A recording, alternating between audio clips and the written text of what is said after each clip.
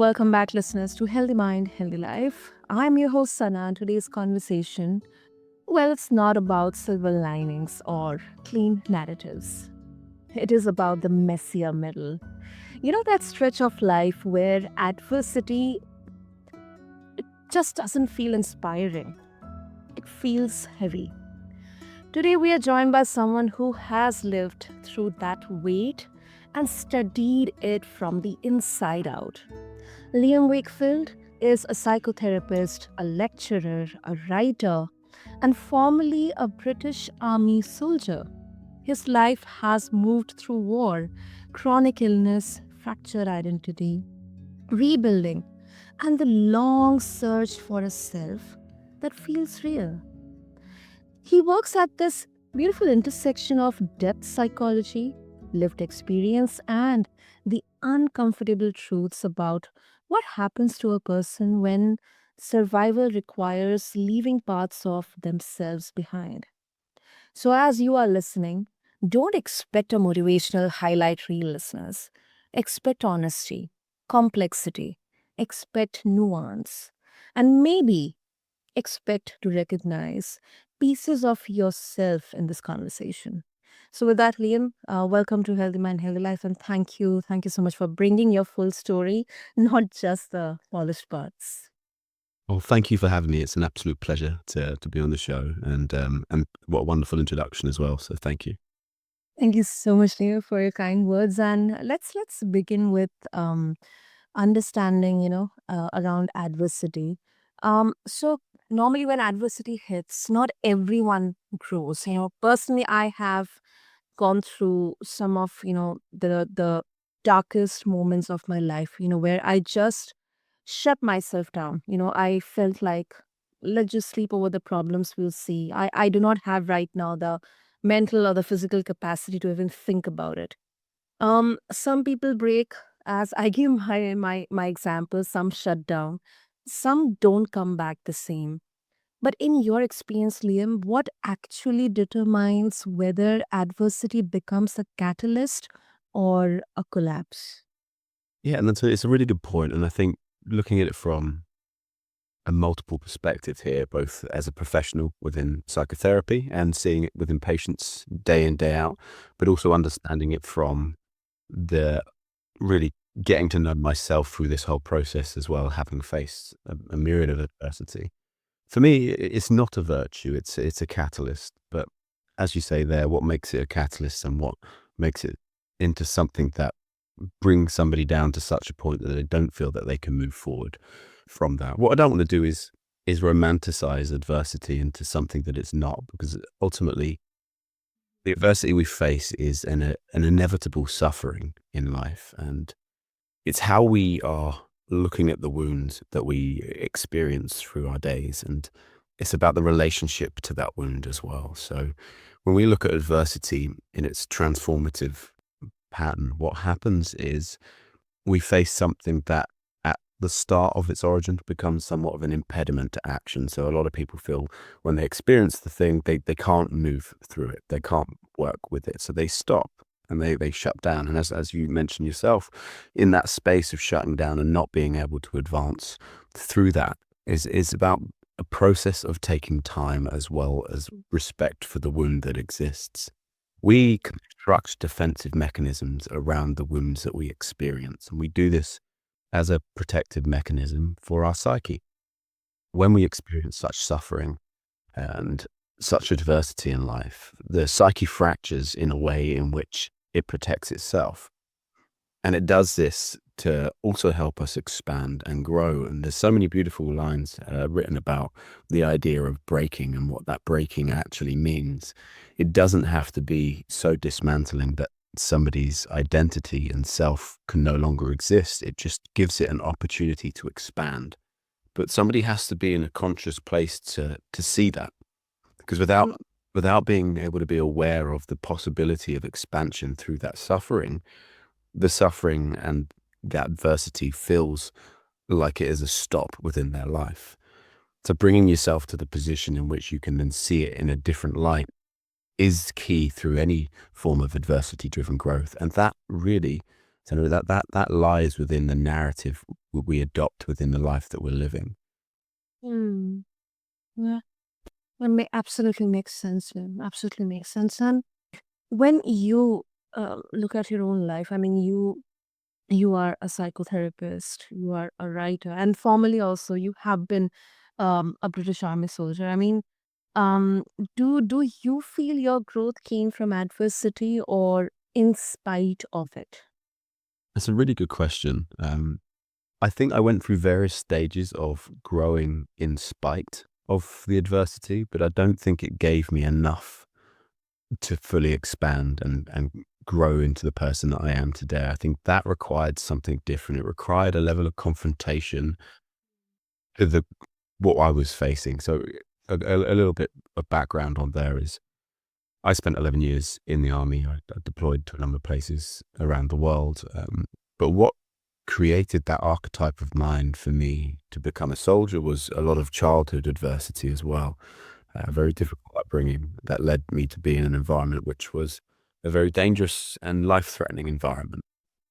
And I think the importance of that is recognizing that we can grow and expand in our hopes that what we're going to become is more than what we were before. So that was in spite of my childhood. I stepped into a space that I could become stronger, which was becoming that soldier.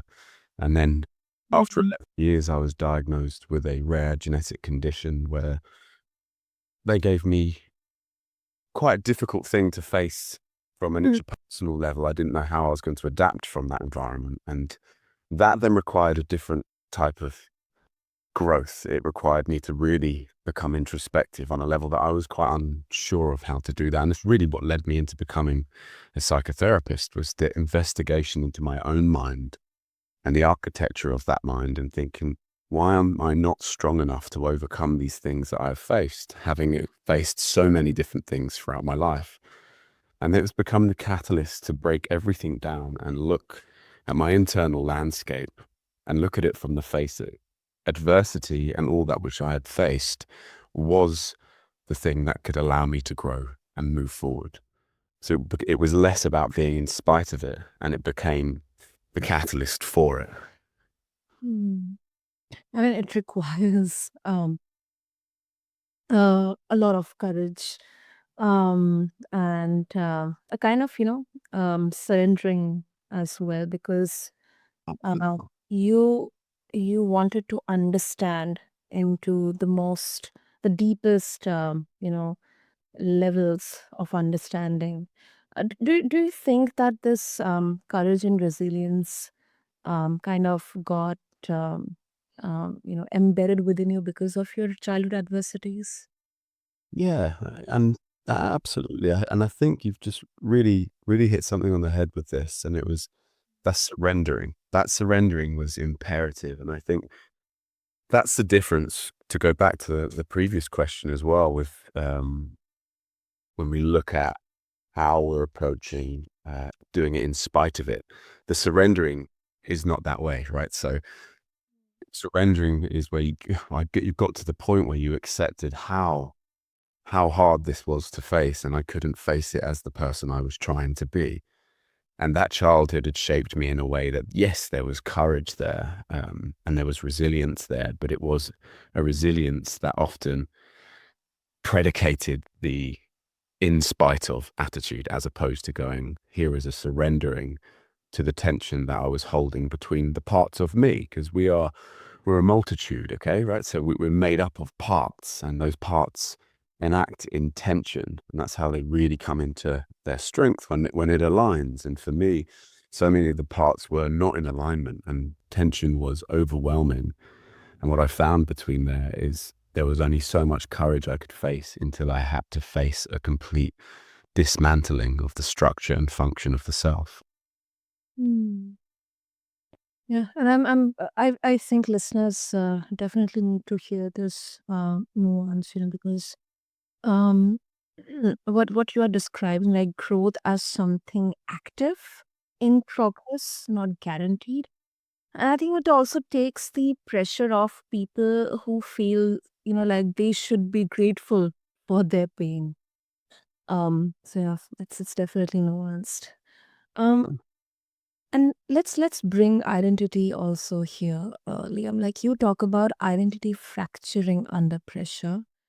So with let's take your journey. Like when you are in that split, like soldier versus self, sick versus strong, protector versus vulnerable. How does someone even begin to decide, which part gets to lead?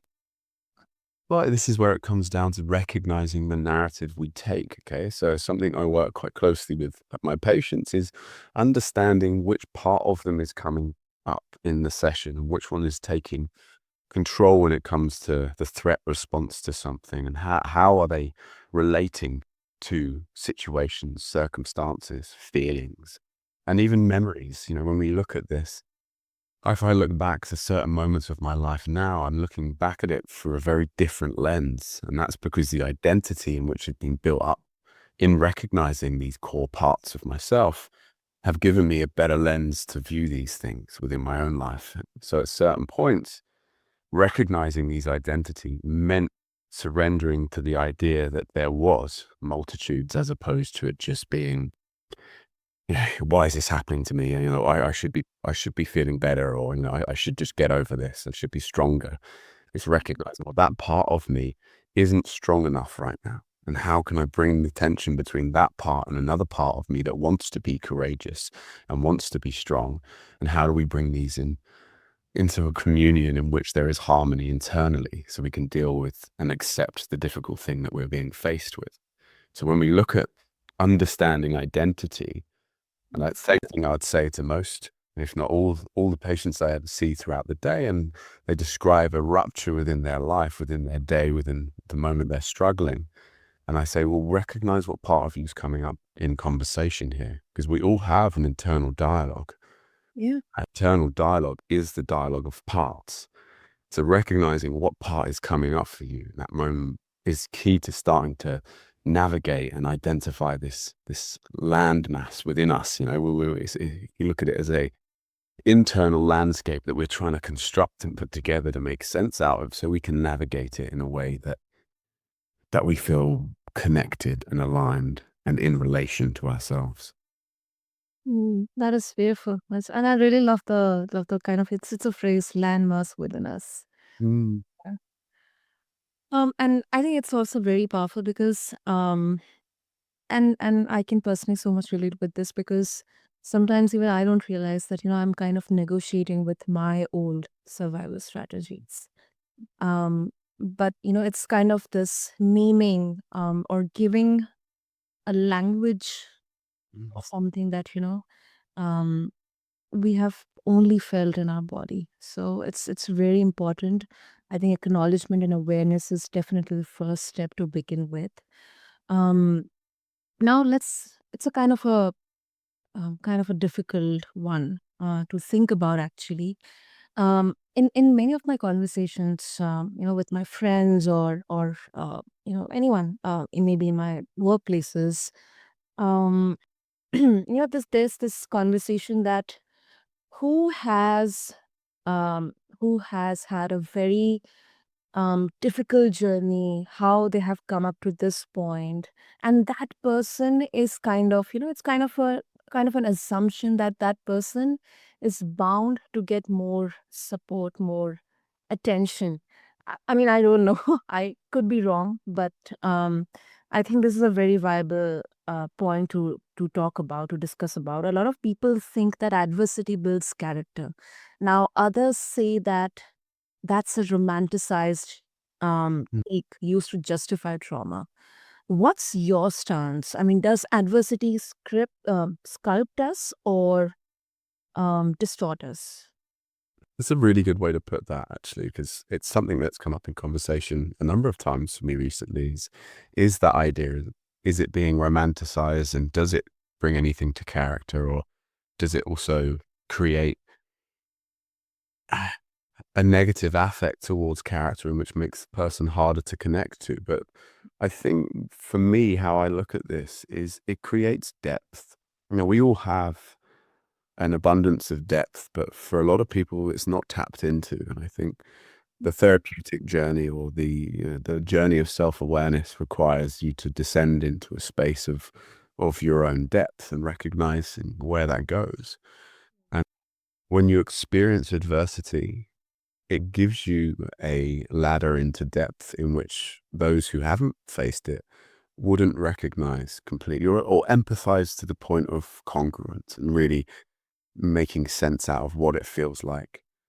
I think it can absolutely distort somebody if it becomes the affect in which they define themselves. So when somebody defines themselves by the thing they've been through, it pathologizes this. And I think this is something that we face in psychotherapy and medicine, especially in the West, is diagnoses in which somebody becomes the thing that they're told they have. And having been in the forces and also having worked with a lot of veterans, PTSD is a very big one that comes up.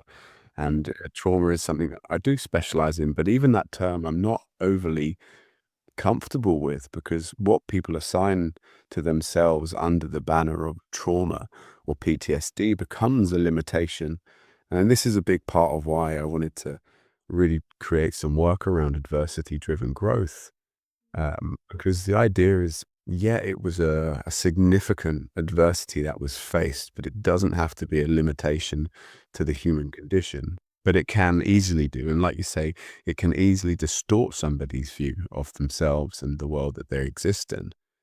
But if the narrative is taken in a way in which they can see their experience as an opportunity for growth and expansion, then it doesn't have to be a distortion. But it also can be done in a way that is not overly romanticized, but it's actually confronted as a way that somebody can expand their self-awareness and create more depth within themselves. And I do see it from time to time in situations where somebody has experienced a lot of depth, and that has given them an opportunity to connect to people in ways that those who haven't can't. And it's not that they can't because you have to go through hard things to be able to connect to people. That's not at all true either. But I think when somebody has experienced something of great suffering and great adversity, there is a wisdom that can come from that if it's been looked at and worked through or even understood to the best that they can do it in a way that they can then share that without it becoming their identity.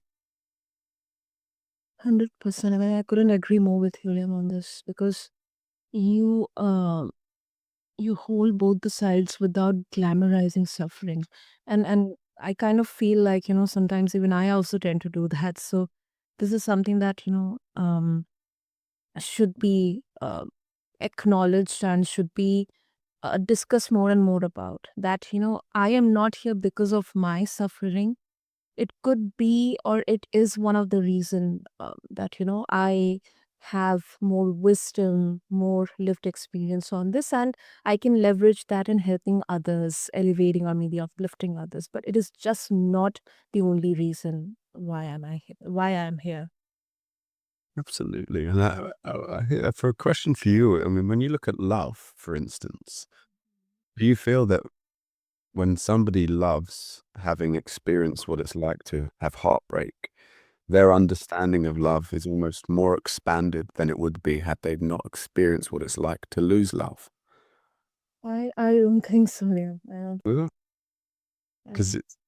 Uh it's when we look at the pain that comes from heartbreak, huh. that is such an immense pain that someone has to experience to go through that. It And is. you can become defined by it to the point that it stops you from acknowledging, accepting, or allowing love back into your life. Or you can expand from it in such a beautiful way that the pain in which you had felt had given you a greater proportion of self-awareness and self-understanding that you connect to an even greater love because of it. Yeah, yeah. That is for the fact. Absolutely yes, because um, it can be a way to explore ourselves when we would look back at what exactly happened, why I had to go through that. But then at the same time, it can also, kind of um, create a lot of hatred within you as well.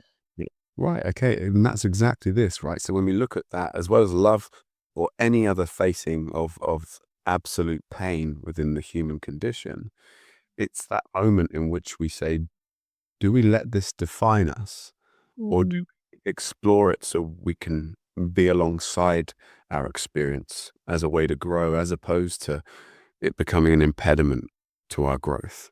Yeah, absolutely. Um, okay, and now I'm bringing in something which is once again a very nuanced one on adversity different driven growth.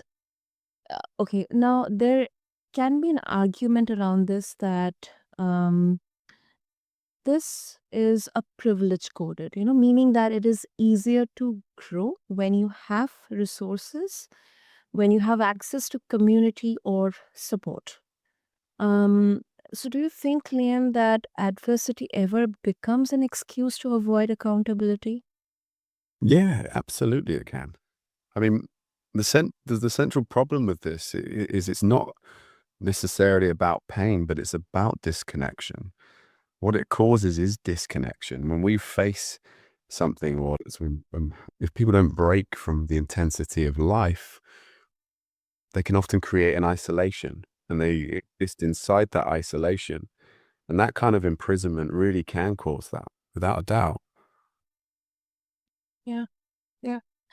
And how do we differentiate between someone who's genuinely struggling and someone who's using adversity as a shield?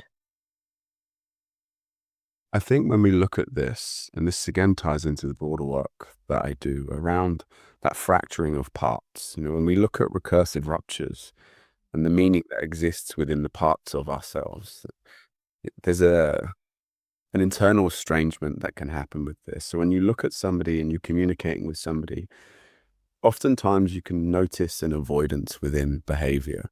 And if I'm working with somebody in a professional capacity and we look at adversity, and to give an example, someone recently said something similar along the lines of, they had experienced some things in childhood, but they knew it wasn't a part of the problem. They were fine with that. And as we discussed longer throughout the session, it became real apparent that there was an avoidance to those years in which they didn't want to look at that. And that's okay. In this therapeutic process, it takes time to sort of work through them parts. And the last thing you can do is force someone into the recognition of what they're trying to avoid, because that in itself can create another rupture and even more of a defense mechanism. But the real damage of adversity is that fragmentation of self and how to reconnect parts of the self. And when we do that, it's again not working with the pain of the adversity, but the disconnection of it. So when there's disconnection, that's how avoidance can become such a powerful tool used for somebody as a defense mechanism. So, and you can recognize that in conversation when somebody's quite overtly avoiding the pain that they have experienced in their life or the disconnection that they've experienced in their life. But again, it's down to the individual to have to work through that. Yes, yes.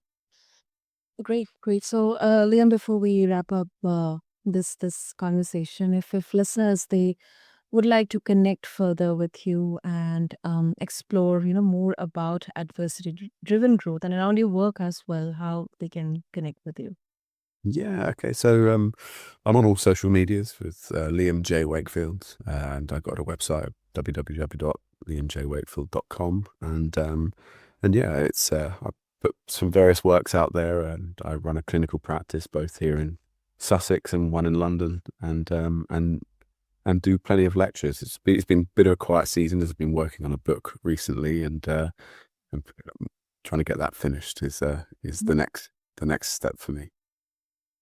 Well, all the best to you and in advance, congratulations, Liam. And I'll make sure to have all the links in the show notes for our listeners to reach out to you or maybe get access to your work. And I must really thank you for showing us that adversity isn't a straight road to wisdom. Mm. It is messy. I think it also forces choices we never wanted to make. But thank you so much. Well, thank you. It's been an absolute pleasure. I really appreciate your time and really appreciate the questions and the interest. It's been wonderful. Thank you so much, Leon. And thank you to all the listeners for tuning in to this episode of Healthy Mind, Healthy Life. I invite all of you, take this as an invitation to look at your own internal architecture, not to fix everything overnight, but to meet yourself with honesty. We'll see you again on Healthy Mind, Healthy Life. Until then, stay curious, stay compassionate, and stay on your own path of becoming. This is your host, Sana, signing off. Thank you.